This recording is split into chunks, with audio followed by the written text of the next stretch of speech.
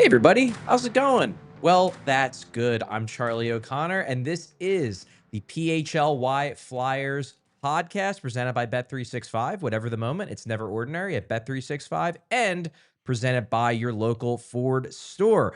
We are broadcasting live today from the Xfinity studio, and I have a very special co-host today, the man, the myth, the legend, Anthony Gargano. Charlie! Anthony, the cuz, it's great to have you on. Thanks, buddy. I was excited when you said, listen, we have nobody else, so would you mind doing it? I'm like, yeah, man, I'm in. I hope that wasn't. No, I'm just teasing. In reality, I wasn't even going to ask you because I'm like, well, Anthony's got his 9 to 11 show. He's real busy. And I was asking a couple other producers, and you come running. You're like, well, I'll do it. I'm like, well, if Anthony will do it, that's great.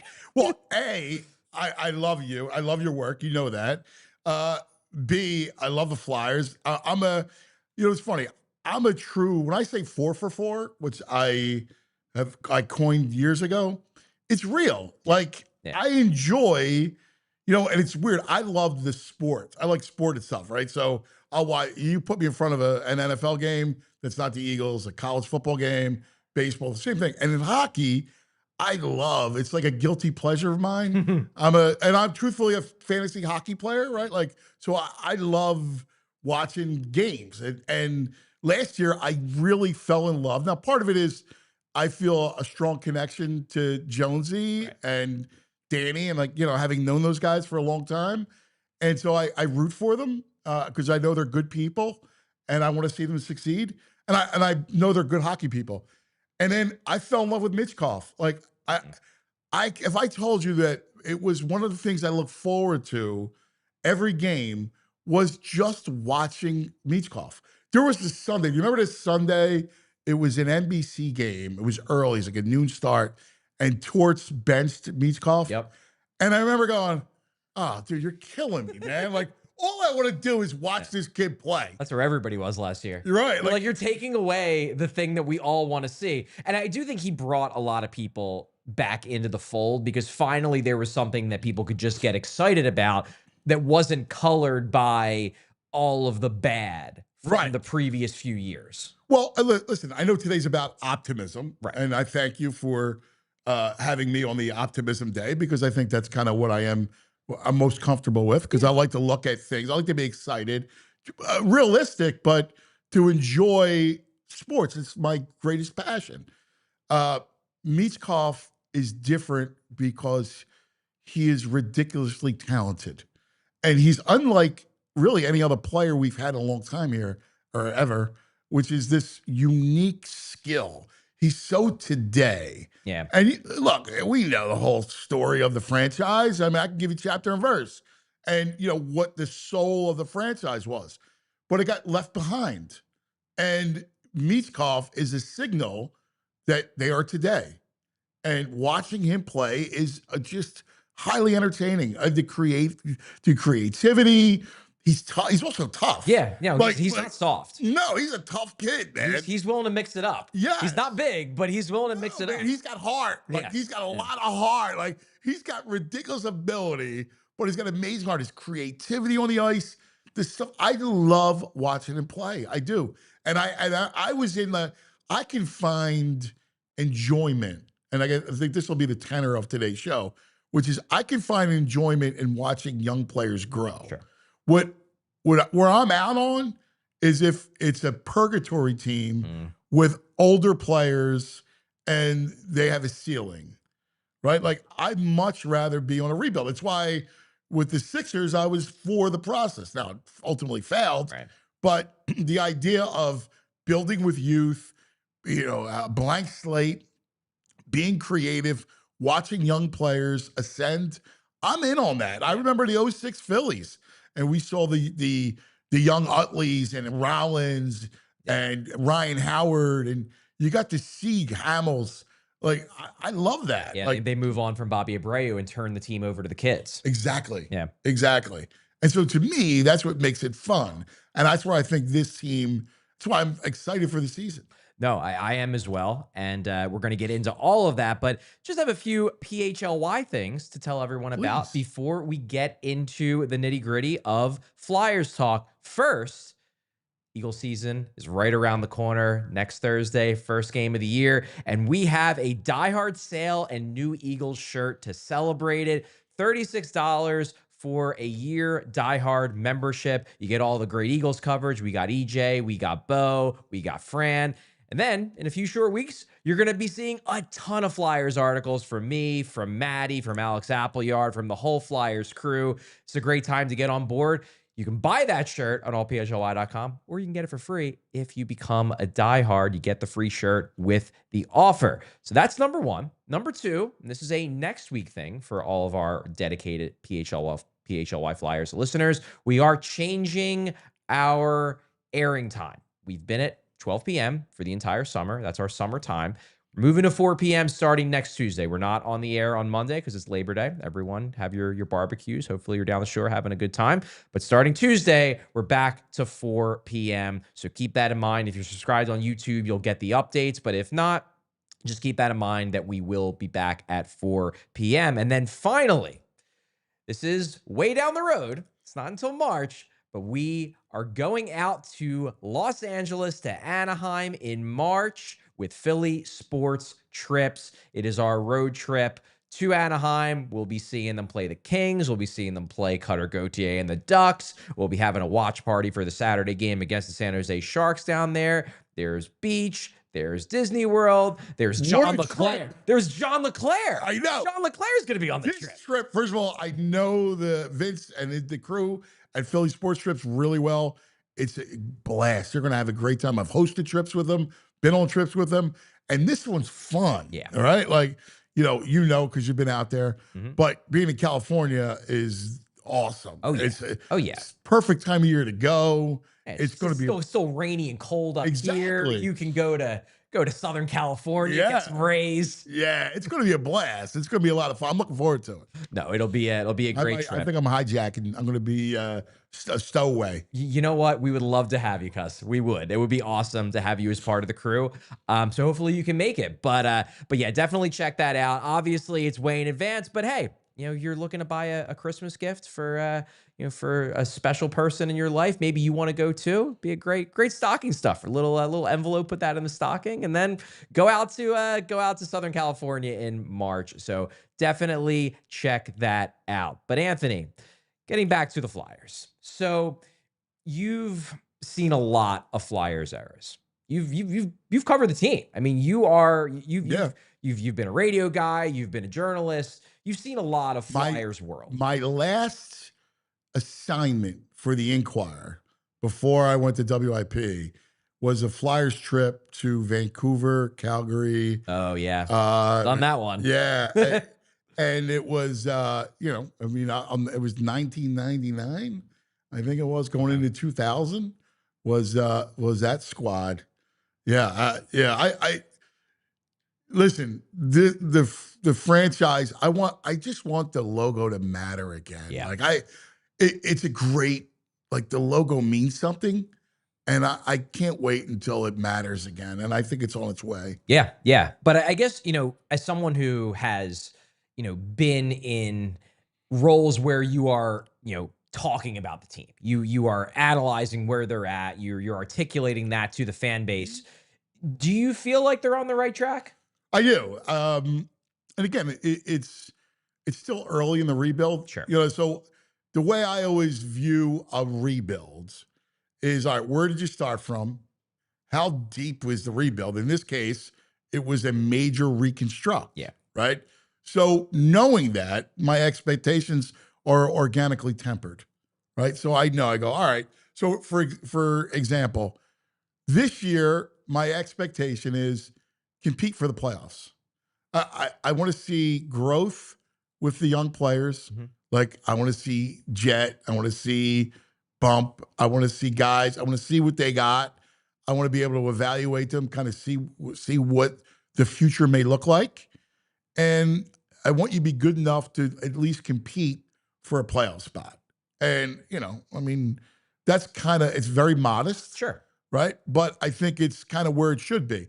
I think next year is the year where you'll see active free agency, bigger moves. I mean, obviously the goalie situation will need to be addressed in the future, right? You know, Vladar should be interesting. He should push Urson. I think Urson should be at least a half a season goal. They like him a lot. They you do. know, They're but very high on him. But you can't yeah, play him. yeah, 65 games. yeah. I think they've established. Maybe they're thinking like, hey, 3-4 years down the road, who knows? Maybe he gets better. But right now, no. They know he can't be a carry the load. Well, I'll ask you. I mean, Zvragin is still the guy that they hope will develop and be their future. Right. Yeah.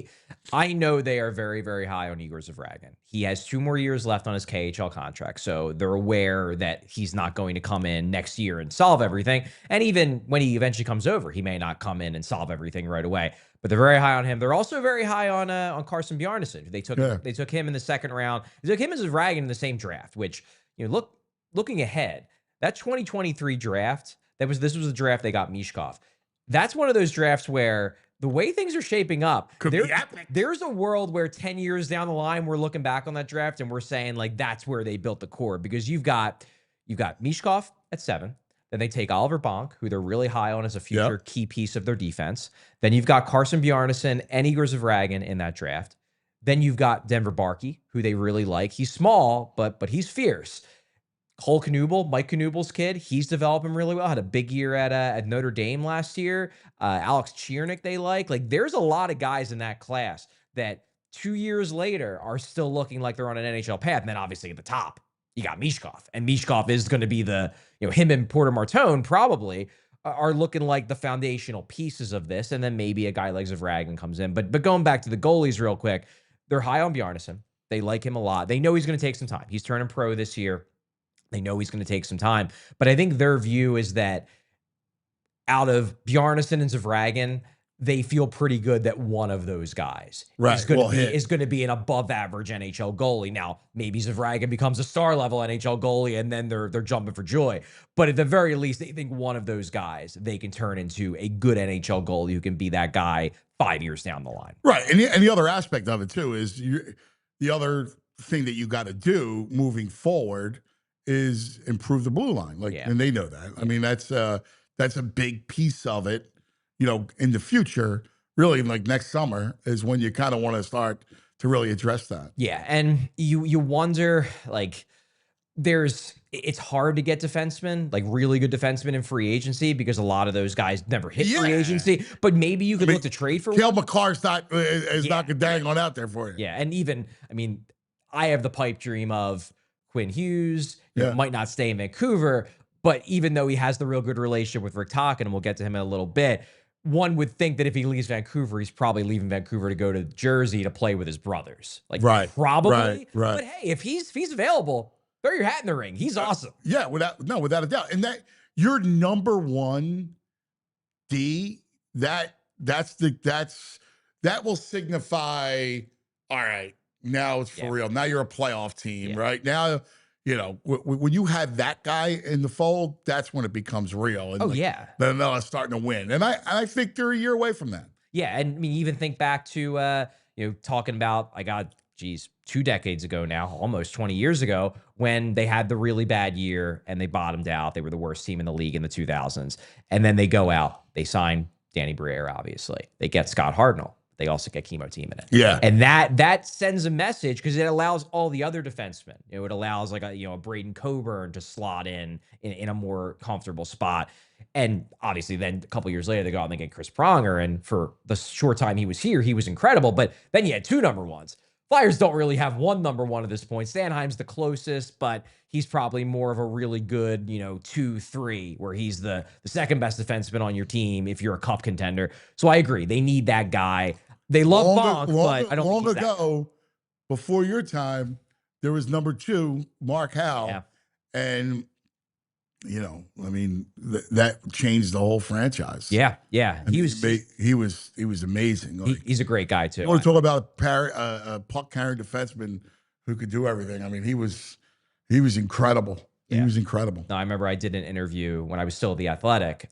We had it was a list of like the best players since a certain period. and I had to do a feature on Markel, and I had never talked to him before. Like I wasn't alive when he was Right. when he was at his peak. I never really had a reason to, and he was just a super gracious, super open guy. Did a super long interview with me. Just great dude. Yeah, And obviously a fantastic hockey. Amazing. I'm a little guy, and all fired up. When he came here, it was a big deal. Oh yeah. Oh yeah. Well, I mean, he's Gordie Howe's kid, right? And also, like, you think that he was an elite player. Yeah, he was just an elite player. But you think that somebody who great skater, he's the kid of Gordie Howe, like right, the legendary hockey player. Right. Like he could have easily come in and been super puffed up and full of himself, and asking everybody to kind of like wait on him and stuff. And no, he's just a good hockey dude. Yeah, and a really good hockey player. Well, I think it's part of the sport, right? Like and I think this, you'll know better than I will, but the soul of it, I think, still remains. I agree. Like they're just pleasure to deal with. Like they're from a media standpoint. Oh yeah, they were always that way. And there's a lot of the sport also allows for better characters. Like it naturally, they're good characters. Sure, absolutely. So, talked a little bit about Michkov, but I do want to get into where you think he can get to, because I mean, I feel like Claude Giroux, great player to be sure. He's going to go into the Flyers Hall of Fame. He's probably a borderline NHL or Hockey Hall of Fame guy. Yeah, but I think there's a feeling among the fans that Michkov could be better than maybe on like the Lindros level of he's so good that he could be a like best player in the league kind of guy. Yeah, I do. I genuinely believe that. I think with his skill as both a finisher and a guy who can set you up. I mean, some of the passes that it's hook, especially when you get his line and everything's in order and they're playing together. Oh yeah, like what he can do is unparalleled in this franchise. I'm 100% with you, and looking at the numbers he put up as a rookie, okay, and it's worth remembering. Like, this is a guy who turned 20 in the season. This is a young dude. Like, this is not, we're not talking about a guy who got called up at age 22, 23, and, he doesn't have much more runway. He just kind of is what he is. He turned 20 during the season. He was scoring overtime game-winning goals at age 19, finishes with 63 points, and he didn't even play over 17 minutes a night. Like, and we'll get into him next, probably after the break, get into Rick Tocchet, but one would think that Tocchet is probably going to give him a bit more runway, a bit more leeway than John Tortorella did. Right. And this is a guy who scored 63 points, 26 goals, getting 16:41 of ice time per game. There was a great stretch. I'm glad you brought this up. They won, it was the end of March, and they actually won 3 in a row. They beat Nashville, Buffalo, and Montreal. Right. This was after the Torts fire. Right. Yeah. Right. Remember that bump they had? Yep. And he went off. Remember, they were trying to get him the hat trick. He missed the net. Yeah. and you get to see in those games him playing with freedom. Yeah. And that's what really excites me, because, listen, he's going to do things, and he's going to, err on that side of it. But I think that's what makes you great. Mm-hmm. Like, when you have that ability, I'm all for taking chances, and not to be selfish or sloppy, but I want him taking chances. Yeah, like I need that. I mean, absolutely. He scored 2 goals against Nashville, 2 against Buffalo. He had 2 assists against Montreal, which were, I remember the game. I remember the setups, and the stuff that he can do is just tremendous. Yeah. And I like to, because you mentioned that you want to see him make plays. You want to see him, play the game with freedom, with creativity, and everyone does. But I like the fact that, after John Tortorella, got let go, that Michkov basically said publicly, and I from my understanding, privately as well, that like he really liked learning under John Tortorella. And look, there were times during the year, don't get me wrong, like where I heard like, he's getting frustrated. Michkov's getting frustrated. He wants more minutes. And like, good. I want a guy to want more minutes. I want a guy to have that competitive edge. But I also believe that Michkov is the type of guy where, he's not going to go and try to mutiny on the coach. Like, he's going to look at it as, this guy is the coach. He's smart, and I need to figure out how to work under him and make the necessary modification. Now, not too much. We don't want him modifying his game to be a checker, obviously. But I like the fact that, you know, he wasn't taking pot shots at Torts, that he was like, no, I really think I learned things under John Tortorella. It was the right attitude to take under a coach like Torts, who he could have easily been like, hey, I'm going to be top dog here for the next decade. Like, I'll just wait this coach out, whatever. He doesn't know what he's talking about. It seemed like he really did take to heart what Tortorella was trying to sell, even though he knows, like, yeah, I want to be getting 22 minutes a night. I want to be scoring all the goals. Yeah. No, and I think it's a great point that you bring up, which is there was no public backlash from him. Like, he didn't pout. No. And listen, we know young guys that have great talent could also be prone to the pout. Yeah. And the thing that I always hear about him is what a great kid he is and how much he like lives the game. Yeah. Oh yeah. Like the stories already that like he'll be at the practice facility at night, doing whatever he can, getting on the ice. Like he loves it, and he's all about that. Yeah, and I feel like you need that, not even just in hockey, in any sport. Like, if you want to have, like, the guy on the team, they have to be a little crazy. They have to be a little bonkers. Like, Jalen Hurts is a little bonkers, and he's a winner. Like, he's so obsessed with winning. You have to be a little crazy. That are that great have that eccentricities. I mean, that's all you're talking about, and it's the truth. But I like how the Flyers, like, they've gone at it with a very protracted, kind of measured approach, which is, all right, mom's here, his brother's here. Yeah, true. Right? Like, surround him with a good nucleus, make sure he feels good with his family.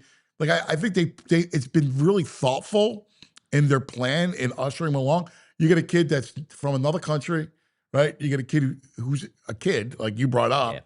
Yeah. And all of a sudden, you're expecting, with high expectations, to save a franchise, a legendary franchise. So you got to nurture that, and I think they did a great job with it. Yeah, I absolutely agree. And we're going to get into discussing your boy Rick Tocchet in a second. I'm excited. Yeah. But before we do that, we have to go to our first commercial break. And to kick it off, I'm going to tell you about Xfinity, the ones who sponsor our studio where we're doing this show today. Life is unpredictable, but the price of your internet shouldn't be. Get a reliable price for a reliable connection. All in means all in. Get Wi-Fi equipment and unlimited data included. So we're introducing the 5-year price guarantee from Xfinity. One internet price, 5 years guaranteed. Change is always happening. Rules are rewritten. Records are broken. Athletes come and go. But no matter what changes in 5 years, the price of your internet will stay the same. Learn more at Xfinity.com. Restrictions apply. New residential customers only. Taxes and fees extra and subject to change. Now, I want to talk to you a little bit about Monarch Money. Look, being an adult is hard. Budgeting is even harder. I want to go to more concerts. I want to travel more. But like most people, I can't name all my financial accounts. You know, leave so much money on the table without even realizing. But you can feel organized and confident in your finances with Monarch Money, an all-in-one personal finance tool that brings your entire financial life together in one clean interface on your laptop or phone. And right now, just for our listeners, Monarch is offering 50% off your first year. You can use Monarch by maximizing investments, increasing your savings rate, easily reviewing finances with your partner and/or financial advisor, keeping a clear view of your financial health week to week and long term. If you're not on top of your money, you could be missing chances to save more, invest smarter, or hit your financial goals faster. Monarch helps you stay informed so nothing slips through the cracks. Monarch also gives your partner full access to your shared dashboard, including linked accounts, budgets, goals, and spending activity all in one place and at no extra cost. No more guessing, no more hiding, no more, I didn't realize we spent that much. Certainly been there, going out to dinners and whatnot. So don't let financial opportunity slip through the cracks. Use code PHLY at monarchmoney.com in your browser for half off your first year. That's 50% off your first year at monarchmoney.com with code PHLY. Anthony, we're now going to talk about the Flyers' new head coach, Rick Tocchet. I remember when the rumors first started appearing about Rick Tocchet being linked to the Flyers, and I'm walking by you in the parking lot of our studio. She's like, Charlie, are they really going to get Tock? I'm like, I think they might. I think they really might. But you know Rick Tocchet. You've known him for years. Obviously, he's been around the Philadelphia sports scene for a long time, dating back to his time as a player, but even after that. So you clearly are all on board with Rick Tocchet as the Flyers head coach. I mean, I think, listen, I know that we run into issues with nostalgia and the Flyers organization. Like, I get it. It's been a constant theme throughout the years and all. I love Tocchet. I mean, I have to tell you, like, those years, I was in my teens, like, going in from my mid-teens Right. toward, my late teens, during when he was here. I mean, Tocchet was a rock star here. I mean, you were talking about a draft.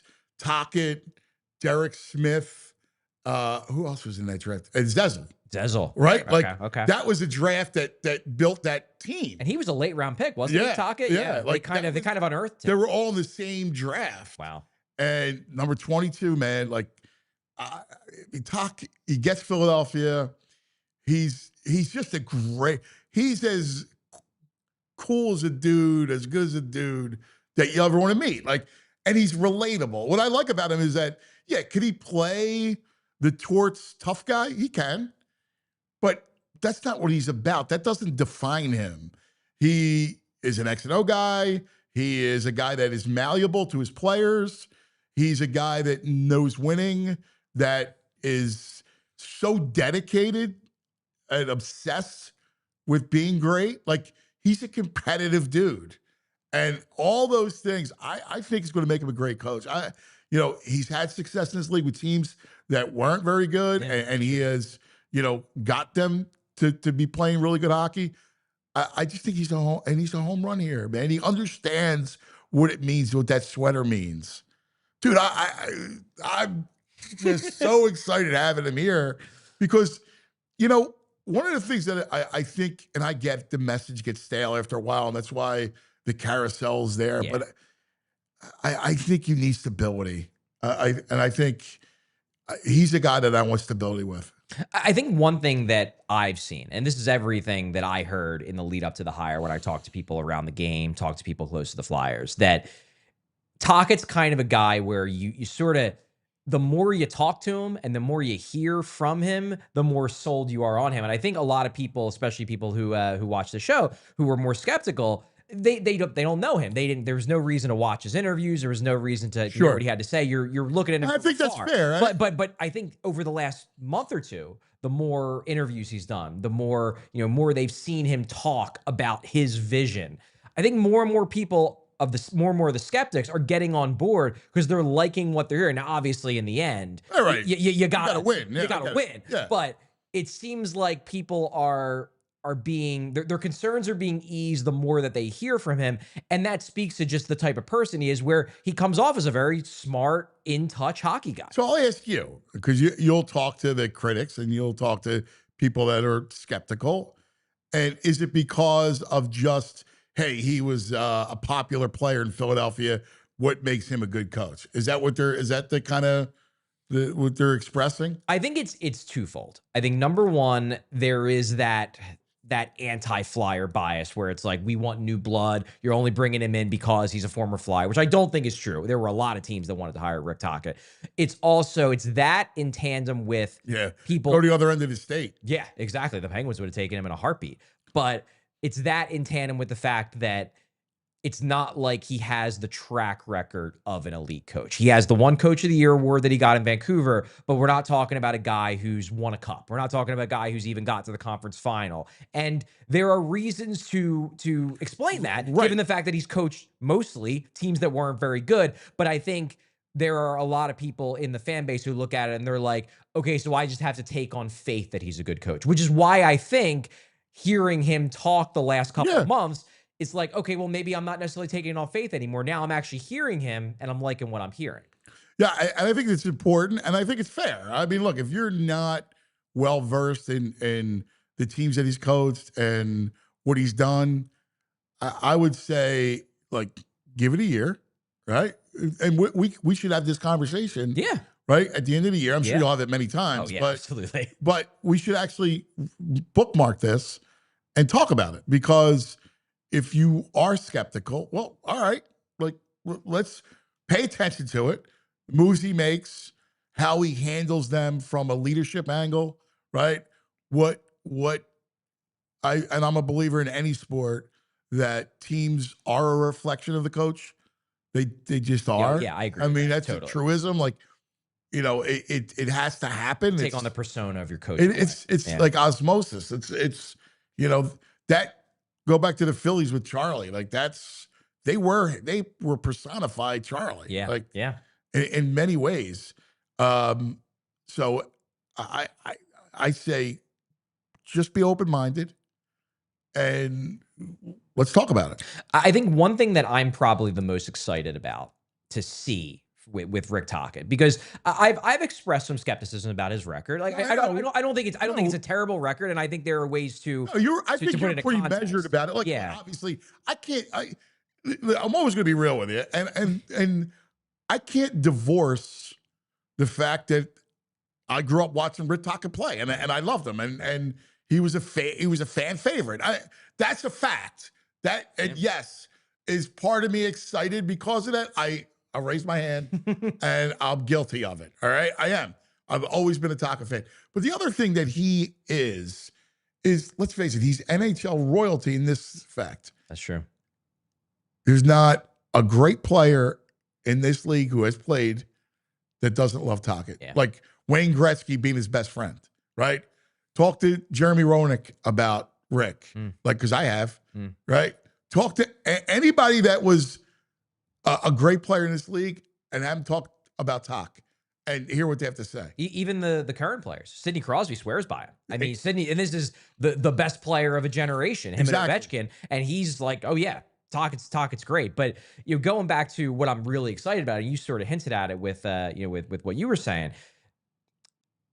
We've never gotten to see what Rick Tocchet can do in a legitimately good team environment. And what I mean by that is his first head coach. Well, I guess we've seen what he can do as an assistant. I'm talking as a head coach. His first head coaching job was Tampa Bay, right after they were real bad. They just fired Barry Melrose, and it was before Vinik had bought the team. That was when Tampa turned into a great organization. Yep. I wouldn't say they were there until Vinik took over. He was coach before Vinik was the owner.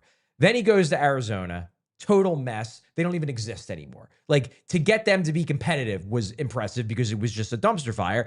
Vancouver has talent. Yeah, but that when your two best players can't hate each other. That organization's a mess. As Tocchet himself notably pointed out, they don't even have a practice facility. Like, for a team that's in a major hockey market, that is a mess of an organization.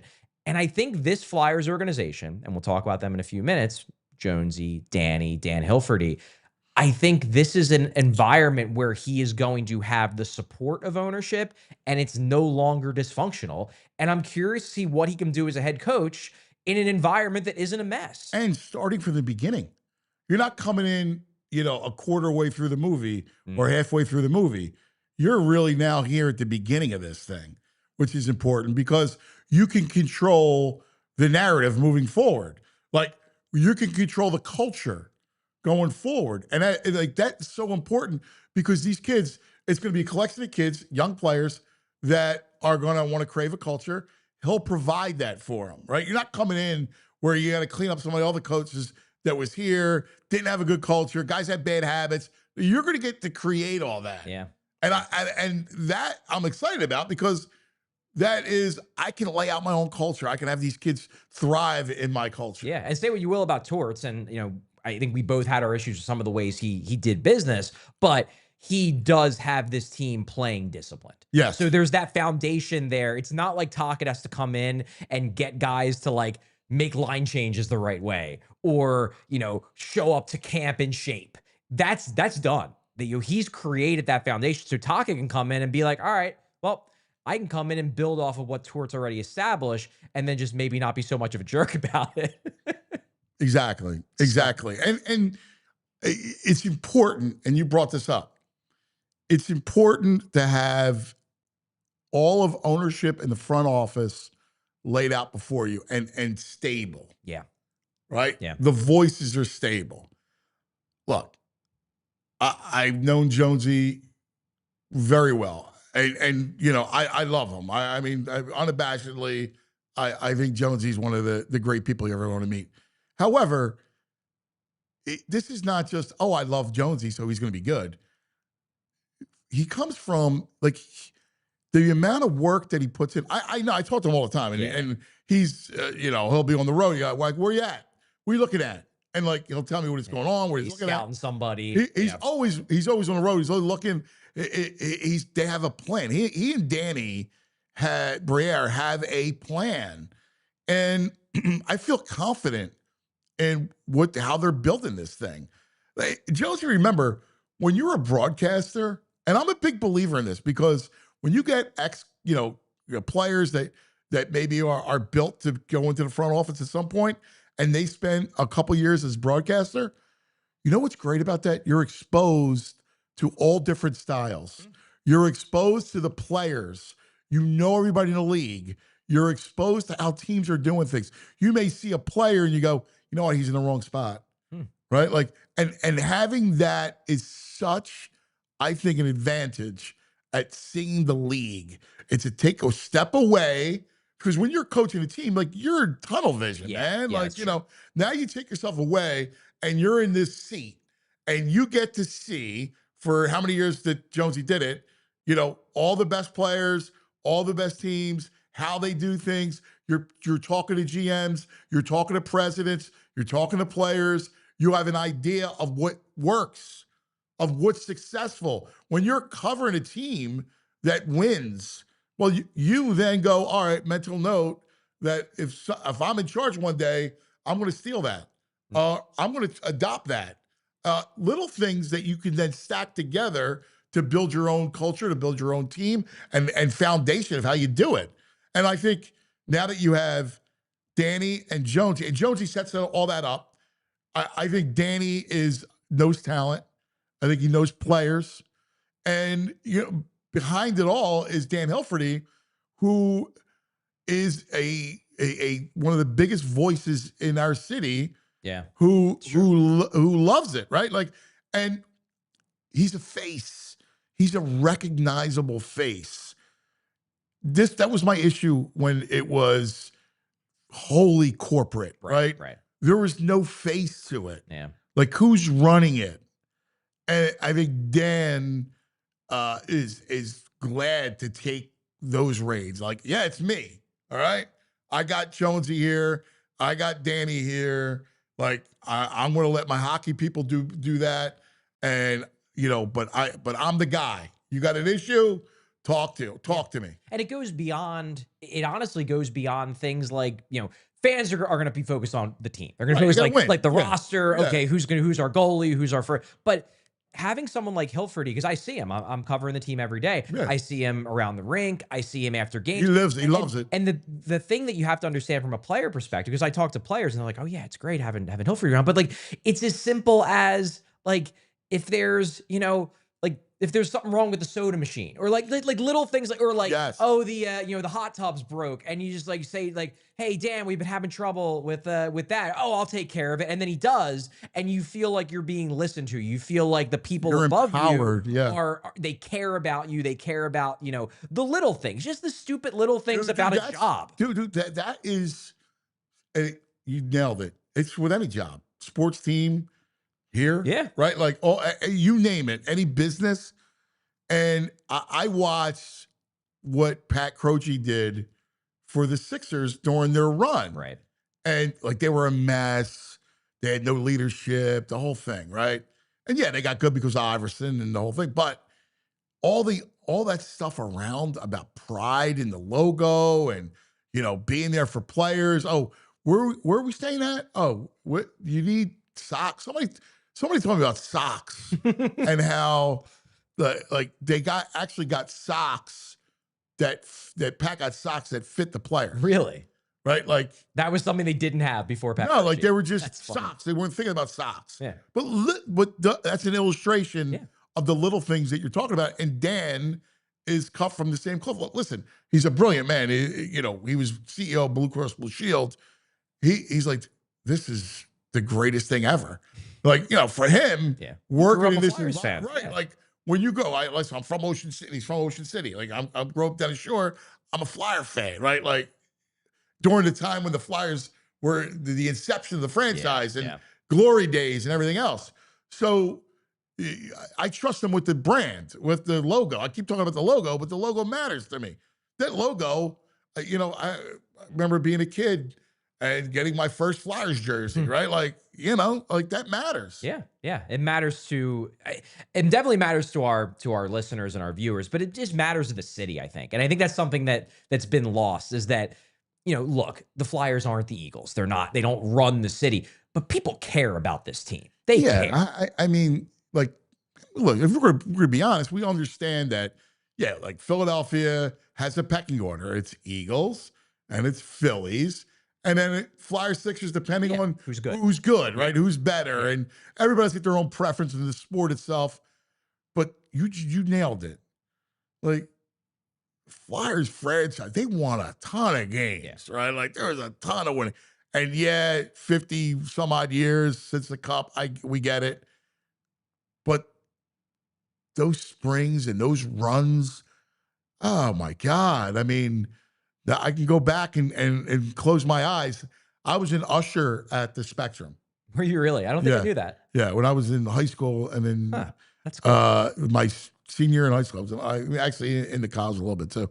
I was an usher. I was an usher for 80 to 87, Game 6 against the Oilers. Oh, the JJ Daigneault, yeah. I was there. I remember not wanting to, like just watching the game, being excited. Like that mattered. Like those runs were incredible. I'll never forget that Sunday after the game 7, and they played them so hard. They played them tough, that Edmonton team, 85, 87, and then 97. And that run against the Red Wings, and you ran into that. It was a great run up until that point, obviously. And then, the Tampa years, the greatest time ever was 2010. Now, that was a blue snow thing where they get in on the final day on the shootout. Yeah. And it's Bush and who was it was Bush and Leighton. Yeah, Michael Leighton. Yeah. And to me, the most under-talked about series ever was the Boston series. Oh yeah. Like in the history of the town. Yeah. You're down 3-0 in the series. You're then down 3-0 in game 7. Like, wow. Like, it was awesome. Yeah. Being in Chicago for the Stanley Cup. I mean, it was great stuff. So, yeah, man, I miss them. Yeah. I miss them being good, having appointment television. And why I went bananas last year, and I would talk to you about it. Yeah. Because I watched every game, almost every game I could, because I had something to watch. I got to watch Michkov. Yeah. And I'm completely bought in. Yeah. And that got me really falling in love, right? So and also the Sixers weren't a good watch last year. They were an awful watch. And I'm pestering you about the playoffs because I thought the playoffs were amazing. My buddy Tucci and I go twice a week. We go watch it. We'd watch a game, playoff game, and we'd sit there and like West Coast and spend a couple nights watching games. That's cool. And just loving it, like just enjoy.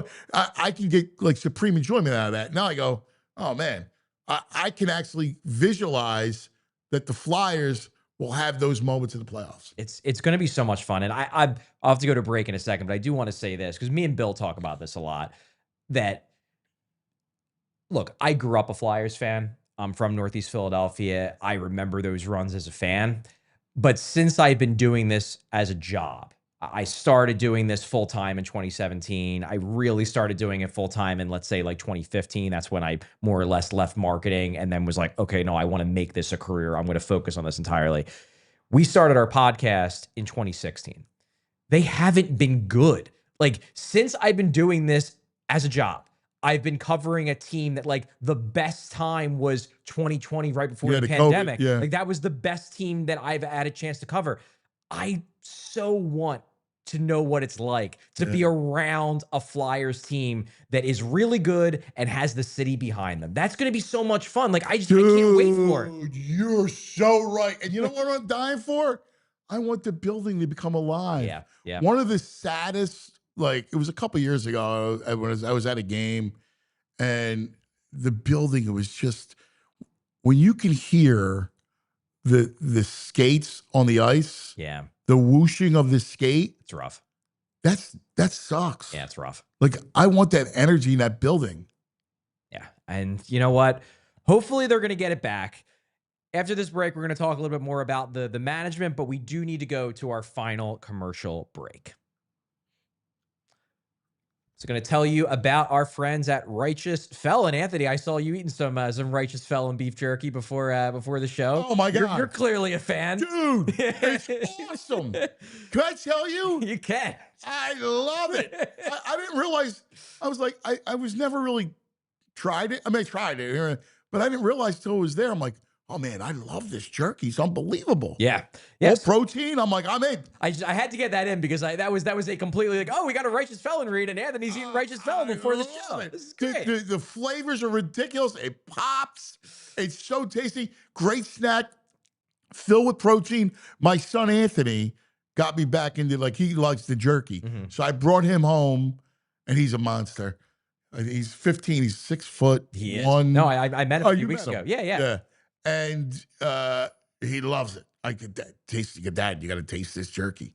And he went nuts over the Righteous Felon. Love it. Love it. Well, Righteous Felon isn't just a good beef jerky company. They're a local beef jerky company. They're Exton, Pennsylvania based. They've been making all natural, premium quality, better for you meat snacks for over a decade and evolved into the region's preeminent jerky brand. The packaging is fun and engaging. Flavors bold and tantalizing. The texture tender and soft. These are, without question, the best meat snacks around. And we're only 5% saying that because they're paying us. The jerky and sticks are sold in favorite local retailers like Wawa, where they're running a 2 bags for $10. Best value you'll see anywhere deal on jerky right now. Giant, Costco, Royal Farms, and thousands of independent stores. What's more, Righteous Felon helps fuel your favorite Philly athletes by working with the nutritionists of each local pro sports team to provide jerky and sticks for players to eat before and after workouts and as a refueling snack during games. So if Righteous Felon jerky and sticks are good enough to keep Philly's pro athletes performing at the top of their games, it's got to be good enough for you, the average Joe Schmo, too. Now, if you're the kind of person who wants a deal on snacks delivered to your doorstep, you can order Righteous Felon. You can order online at righteousfelon.com using discount code PHLY20 for 20% off. They have all kinds of cool variety packs and bundles on the site, so it's also the perfect gift for that special meat snack lover in your life. Again, that's discount code PHLY20 for 20% off your order on righteousfelon.com. Seemed like you were like itching to say something else, but no, or you just excited about Righteous Felon? If I told you I started getting addicted to it because it's around the office, I'm like, all right, you know, I don't eat breakfast, right? So I wait till I'm done and have my coffee, and it's great because I'm trying to eat less carbs and protein. Protein. It's really good. It's a great snack. Yep. Also, want to tell you about one of our other great partners here at PHLY, Ford, and their Ford Explorer. It is America's all-time best-selling SUV. It's a legacy of family trust and performance. Offers 3-row seating for up to 7 passengers, so it's great for families and road trips. Available rear-wheel drive or intelligent 4-wheel drive for better traction and control. Comes with a choice of 3 powertrains, including a hybrid for better fuel economy. 2.3-liter EcoBoost i4 engine delivers power with efficiency up to 300 horsepower. Available 3.0-liter EcoBoost V6 kicks it up to 400 horsepower in the ST trim. The hybrid model offers up to 500 miles of driving range, great balance of power and economy. It's packed with the Ford Copilot 360, a suite of advanced driver assist features. A 12.3-inch digital instrument cluster allows a high-tech feel to the driving experience. An available Sync 4 infotainment system with a large touch screen and voice command. Terrain management system lets you select drive modes like snow, sand, and tow haul. It offers up to 87.8 cubic feet of cargo space with the rear seats folded down. Rear seat passengers get available captain's chairs for extra comfort and accessibility. Standard Apple CarPlay and Android Auto across all trims. It's built for families, but ready for an adventure. A true do-it-all SUV, the Ford Explorer. For more information, visit your local Ford store. Well, Anthony, want to get into a little bit. We talked about this a bit. We talked about Dan Hilferty, but I want to get into Danny Briere because in the end, he's the guy building the team. Yep. Now, we both watched Danny as a player. We've both gotten to know him as a person as well. Great guy. I don't think anybody would say anything bad about Danny Briere, the person. Just a genuinely good dude. What do we like about him so far as a general manager, though? What has he done to get us thinking that maybe he could be the guy who returns the Flyers, who builds that team that can compete for a cup again? Well, I think a couple things. I think one, his approach to kind of go all in on a real rebuild. Like that was an issue, is trying to rebuild on the fly, trying to make the playoffs and still kind of turn over the roster, which is impossible, right? Like when you reside in purgatory, you're never going to win. So he's shown me that he's about, let's go youth, let's go. Now, this is a big year for him because, and in this case, just to see some of the development, right? I want to see Jet, like I want to see Bump. I want to see, like, I'm excited for Zegras. Like, he's entirely creative and skilled. I think Danny and what he's looked at, right? Some of the young players, he's looking for dynamic skill, right? Speed, Luchenko, skilled players like Zegras, a change in scenery. You know, so when he's looking for different attributes, I like that, right? So you're asking me why I'm optimistic about Briere. It's because I think he's looking for skill. Those attributes that stand out that will make an impact. Right? Well, and you go back to even Michkov, like, I know we talk about how, like, oh, that was such a no-brainer pick at 7, and it was, but 6 teams didn't take him. And granted, you know, obviously, you know, Connor Bedard, like, of course, like, but I'm talking about the teams at 5. You know, Montreal passes on him to take a defenseman who's not going to be nearly as good as Michkov. Like, Danny still had to make that pick, and there were concerns. You know, there were concerns. There was some chatter about him maybe not being a great teammate. There was chatter about, like, oh, he's not going to commit to defense well enough. There's the Russia factor. Danny had to have the guts to, number one, say, we're taking this guy. Number 2, go into Dan Hilferty's office and be like, hey, we're taking this guy 7th overall, who we might have to wait 2-3 years for. Like, and oh, by the way, I want to need your help in getting him over. Getting him over here. Yeah, you may have to talk to some people to help me out here. And he did it. And he had the guts to make that pick, knowing that, like, there is a world where Michkov is still over there in Russia because they can't get him over there. And then people are calling for Danny's head because it's like, well, you take this guy with a 7th overall pick, a top 10 pick, and he's never going to play for the Flyers ever. It was a risk. So I respect that Danny shows the willingness to take the swings that he will need to take for this to work. Look, the only way you become a true cup contender is with elite talent. Like, you need a handful of players that are elite. And to get those guys, you know, you're not going to get them through free agency. Right? It's real tough. Anybody that's any good trade-wise, you got to hope that there's some sort of issue or whatever. Or in the case of, like, a Zegras, you got to hope, like, he comes here and all of a sudden he blossoms into something. But you got to get that through the draft. So you're going to have to take risk to get that crown jewel. Unless you're picking one and Bedard or you name it is the number 1 pick in the draft. It's, you know, right there for you. And maybe they'll get lucky in a lottery at some point and they'll get a top 2 or top 3 pick. That's possible. But you can't depend. You can't build on that. Like, you got to build what you get. And they're not bottoming out. They've made it clear they're not tanking. They're rebuilding. They're not tanking. But if you're not going to rebuild in the tanking way, where you're doing the Sixers process way, where you got a bunch of number 1, number 2 picks, you're going to have to take big swings.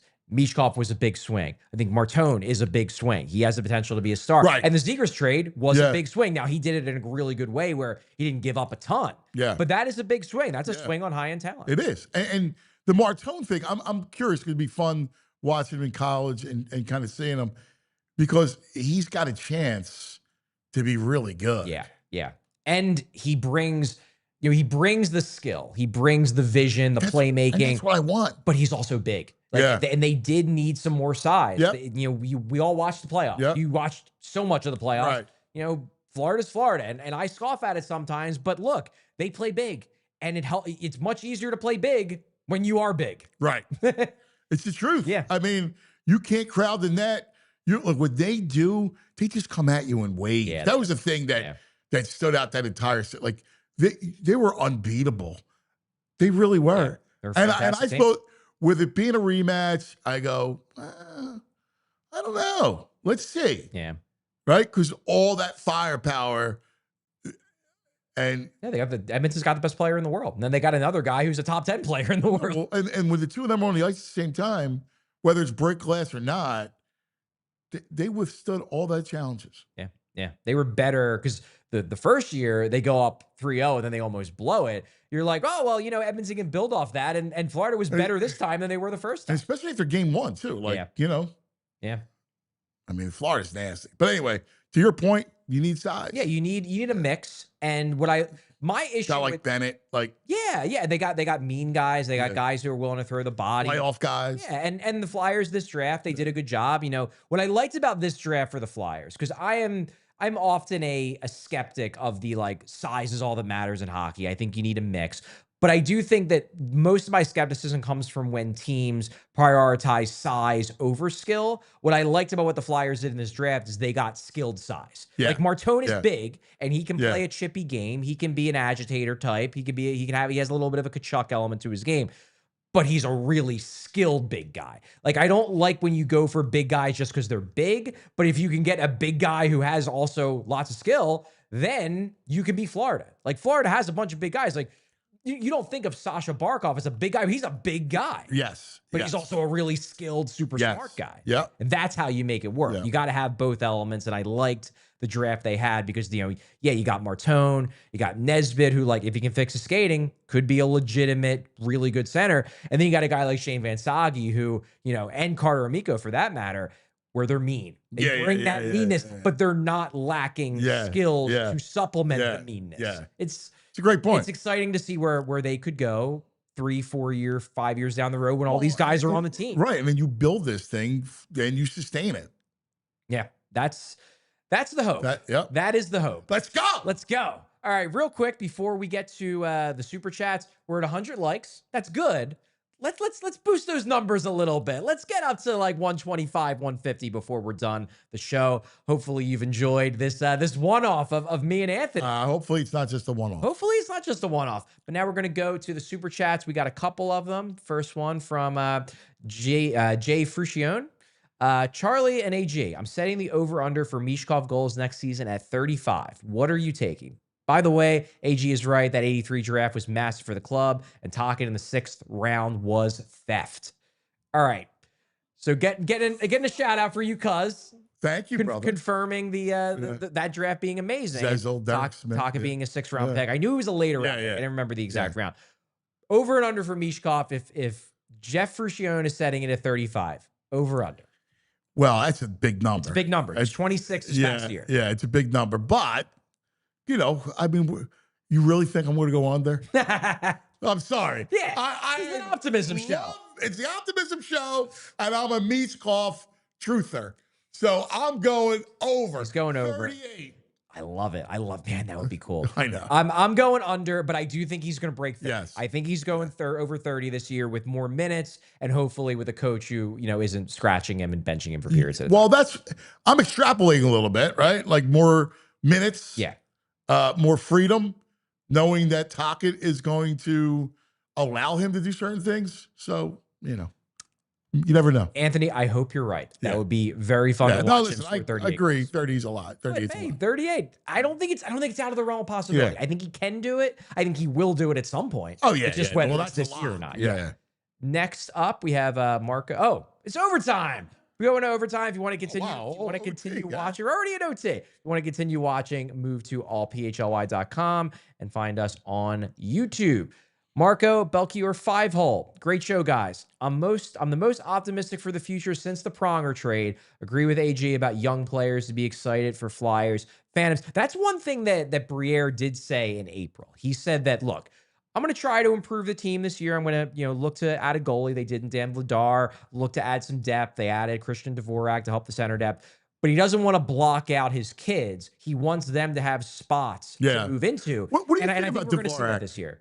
Dvorak, Curious. I think they definitely paid him more than what he's worth. But Yeah. it's a 1-year deal. It's rare that you have bad 1-year deals.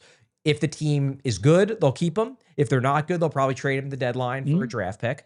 But I think what's important about Dvorak is you're going to have a lot of young wingers on this team. Alex Bump very well might make the team. You've got young wing, you got Michkov, you got Bobby Brink. You've got guys who they need to develop. And I worried about the possibility of, let's say there's a world where Jet Luchenko doesn't make the team. And then Trevor Zegras doesn't play well at center and they have to move him over to wing. I didn't like the idea of, having a Bobby Brink playing on a line with an AHL player, like a center that's an AHL guy. Dvorak gives you some, I guess stability is probably the best way to put it. Where he's an NHL caliber player. He's good enough. Credibility. He's he's a credible center. He's a credible center where I don't think there's a scenario now where their young wingers are going to be held back by playing with a guy who's just not an NHL center. Christian Dvorak is a perfectly fine NHL center, and he did have his best years under Tocchet. So there's some upside here if he rediscovers what made him his best player in Arizona under Rick Tocchet. Okay, final super chat also from Marco. Loving Briere's plan. To me, the plan is flexibility. They can make a blockbuster trade or free agent signing now that they have the assets and cap flexibility. That is clearly a key plan. Oh, yeah. Yeah. That's huge. That's a big part of it. And we know from what they've told us that next summer is the summer where they're gonna go all in. They're gonna try to get a big free agent. If one's available, they're gonna probably make a big trade. Like they want next summer. This is, as you said, this is the we want to be in the mix. If we make the playoffs, great, but we want to be in the mix. That's where we're going. You want to see some of the young talent take a step. Exactly. That's why expectations. I'm optimistic, but I'm optimistic for the long run, for the future. It's not about the instant. Again, I always talk about the 5-year thing, right? Because I remember when Andy Reid came here, and I sat with Andy right before his first training camp. And it was a 5-year. It was like this 5-year plan. And he wound up making the playoffs the second year. Yeah, second year. I remember that. But it was more of this build up, knowing that he had Donovan. This is before the rookie contract thing with quarterbacks. But it was like this incremental steps that then once you're established, you're in, hey, we'll take as many bites at the apple, right? And I think that's kind of where I'm looking at the Flyers, where it's like, all right, next year, this coming season, fun, young. You got Michkov to watch. Got some young players to watch.